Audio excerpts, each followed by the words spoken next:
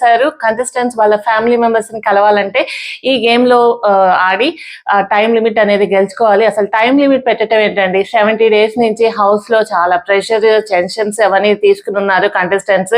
So weak లో family week ఉంటుంది, మన ఫ్యామిలీ మెంబర్స్ వస్తారు, హౌస్ అంతా తిప్పి వాళ్ళకి చూపించాలి, వాళ్ళతో టైం స్పెండ్ చేయాలి. బిగ్ బాస్ హౌస్ లో అన్నది ప్రతి ఒక్కరి కూడా డ్రీమ్.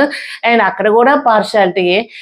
కెప్టెన్ తనూజని పిలిచి మీరు కెప్టెన్ కాబట్టి మీరు గేమ్ ఆడక్కర్లేదు, మీకు నచ్చిన టైం లిమిట్ మీరు తీసేసుకోవచ్చు అన్నారు.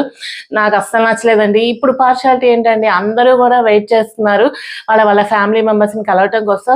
ఇన్ని సీజన్స్ చూసా కానీ ఎక్కడ కూడా ఇట్లా టైం లిమిట్ పెట్టలేదు. మీ ఫ్యామిలీ మెంబర్స్ ని కలవాలంటే ఇంత టైం లిమిట్ ఇదంతా కూడా ఎక్కడా లేదు. ఇదే ఫస్ట్ టైం నేను చూడటము.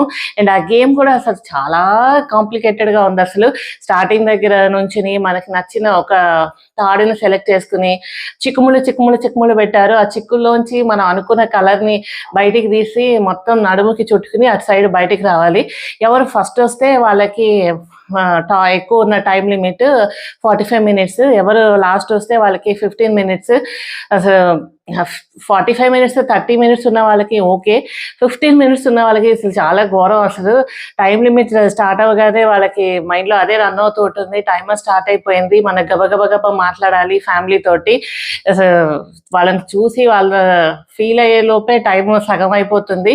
అండ్ సంజన గారికి అయితే నాకైతే చాలా జాలేసింది. వాళ్ళందరూ ఏదో చెప్పారని చెప్పి తనకి ఏదైనా చిన్న పనిష్మెంట్ ఇవ్వాల్సింది. అంత పెద్ద పనిష్మెంట్ అనేది చాలా టూ మచ్. ఇన్ని రోజుల నుంచి ఆవిడ ఏడుస్తూనే ఉన్నారు. ఆఫ్టర్ సాటర్డే ఎపిసోడ్ నుంచి వాళ్ళ ఫ్యామిలీ మెంబర్స్ వస్తారో రారో తెలియదు. ఇద్దరు చిన్న కిడ్స్ కదా, సో తను చాలా ఎదురు చూస్తున్నారు వాళ్ళ ఫ్యామిలీని కూడా మీట్ అవ్వాలి అని. సో ఇంతవరకు తెలియదు వాళ్ళు వస్తారా రారా అన్నది. బట్ ఇందా కన్ఫెషన్ రూమ్ కి పిలిచారు సంజన గారిని. ఏదైనా గుడ్ న్యూస్ చెప్తే బాగుండు, సంజన గారి ఫ్యామిలీ కూడా వస్తారు. బట్ ఏదైనా